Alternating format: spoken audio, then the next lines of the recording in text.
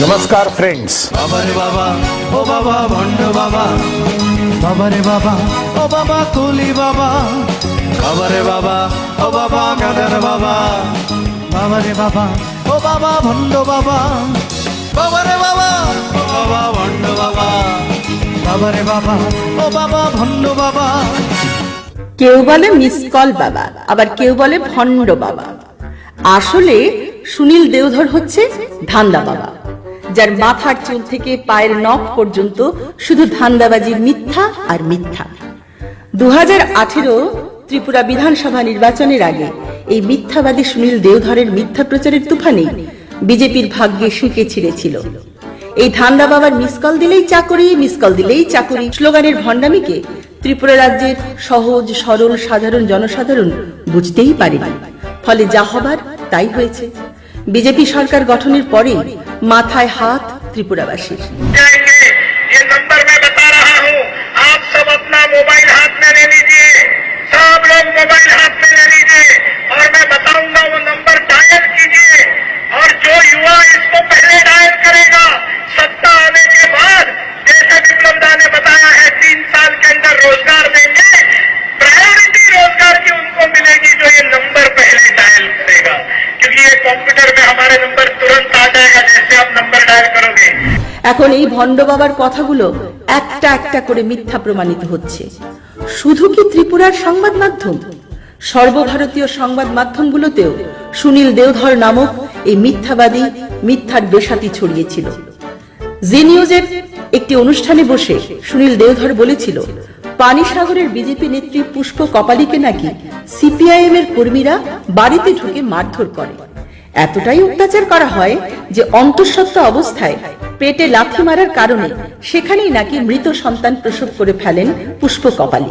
मैं एक छोटी सी घटना इंसिडेंस बताऊंगा, आप समझ सकते हैं। 2014 के ग्राम पंचायत चुनाव में हमारी एक पानी सागर गांव के अंदर एक कैंडिडेट बनी पुष्पा कपाली। 7 महीने की गर्भवती महिला थी, बीजेपी का टिकट उसको मिला। कम्युनिस्ट गुंडे उसके घर में घुसे, बेतहाशा मारपीट की, आखिर में पेट पर एक लात मारी। 7 महीने का मरा हुआ बच्चा वहीं डिलीवर हो गया। उस पुष्पा कपाली का इतना ही दोष था कि वो बीजेपी के टिकट से लड़ी थी।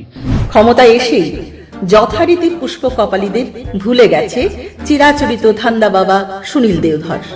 এবার শুনুন পুষ্প কপালীর বয়ান। আমি তো বিজেপি রাজনীতি কাজ করতে 2008 সালের থেকে। তাহলে 10 বছর, প্রায় 10 বছর। 10 বছর চলে। আপনি তো বোধহয় কোন সালে জানি আপনি ওই বিজেপির মেম্বার ছিলেন? কত সালে? 2014 সালে আমি বিজেপি মেম্বার ছিলেন। 2018 সালে আপনি যে এই বিধানসভা নির্বাচন, তখন আপনার ভূমিকাটা কি রকম ছিল? তখন তো ভালোই ছিল। আপনি ভালো ভূমিকা নিয়ে বিজেপি দলে কাজ করেছেন? খুব ভালো নিয়ে কাজ করেছি। আচ্ছা আচ্ছা।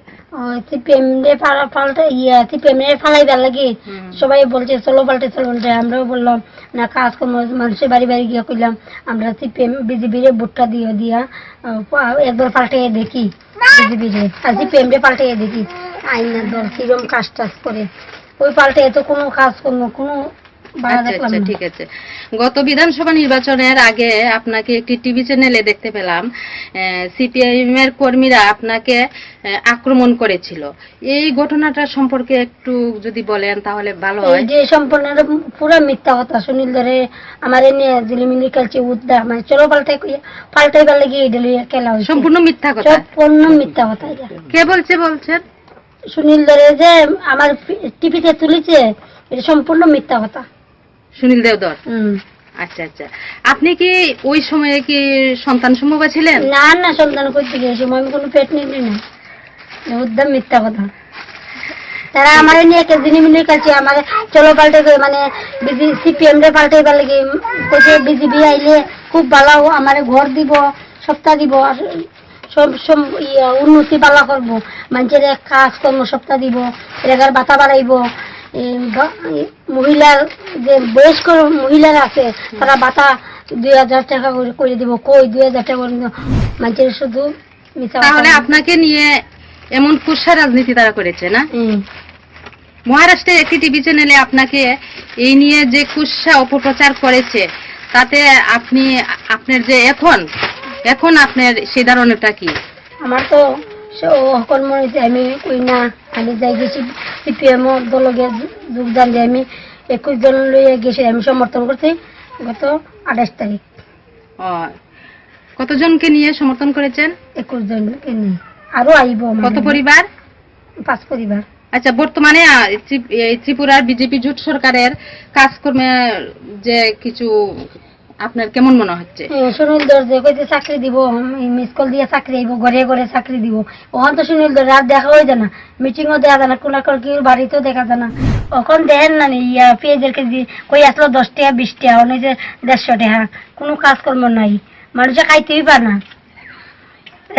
রেগার কাজ নাই, রেগার কাজ করলে 320 টাকা করে হাজিরা করে দিব, কই 320 টাকা বাতাও নাই।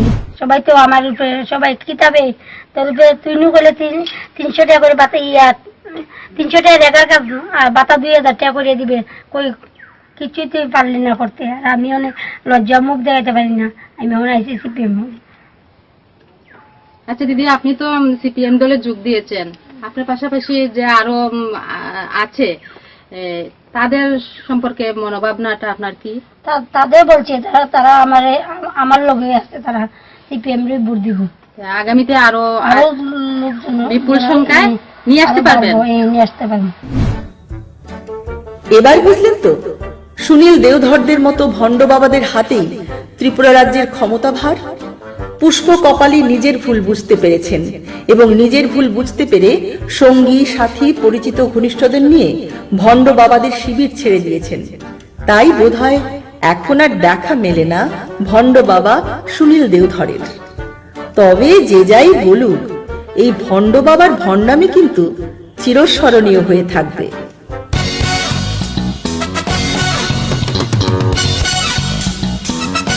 नमस्कार फ्रेंड्स। বাবা রে বাবা, ও বাবা ভণ্ড বাবা, বাবা রে বাবা, ও বাবা কুলি বাবা, বাবা রে বাবা, ও বাবা কাদের বাবা, বাবা রে বাবা, ও বাবা ভণ্ড বাবা, বাবা রে বাবা, ও বাবা ভণ্ড বাবা, বাবা রে বাবা, ও বাবা ভণ্ড বাবা।